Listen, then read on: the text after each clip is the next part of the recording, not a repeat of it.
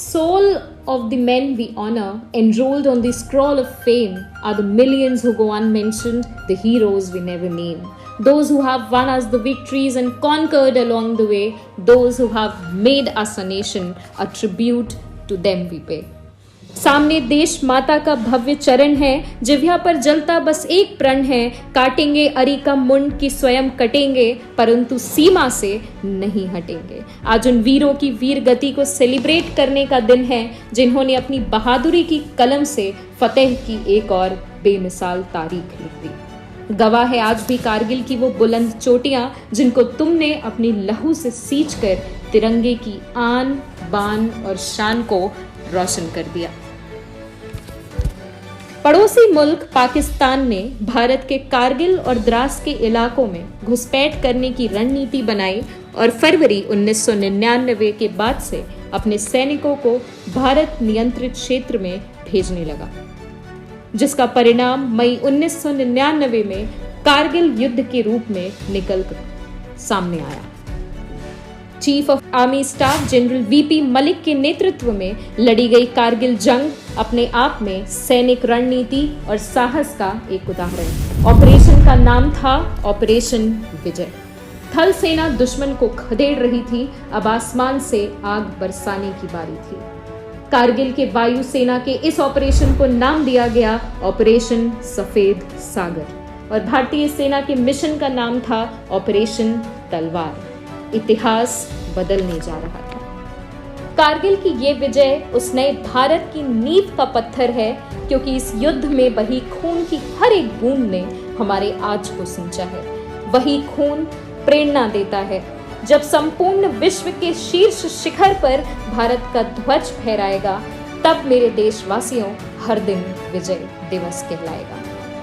कहते हैं शोणित के बदले अश्रु जहां बहते हैं, वो देश कभी स्वाधीन नहीं रहता है। और हम स्वाधीन हैं क्योंकि 3 मई 1999 से 26 जुलाई 1999 तक कारगिल की बर्फीली चोटियों पर हमने इतना खून बहाया कि भारत माता का आंचल आज तक लाल है।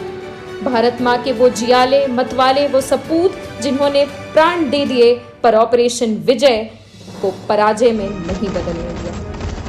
कहानियां अनगिनत हैं, कुर्बानियों की आवाज बनना असंभव है, मगर कुछ कहानियां उनकी जो लौट के घर ना आए, आज भी आंखें नम कर जाती। 15 मई 1999 को बाहरी मुल्क के घुसपैठियों की जानकारी मिलते ही पेट्रोलिंग पर बेखौफ निकलने वाले 22 साल के Saurabh Kalia, commanding officer colonel Rai के एक ऑर्डर पर बिना झिझके चढ़ाई शुरू करने वाले कैप्टन मनोज पांडे, 24 साल के इस नौजवान ने वो कर दिखाया जिसके किस्से हजारों हजार बरस दोहराए जाएंगे।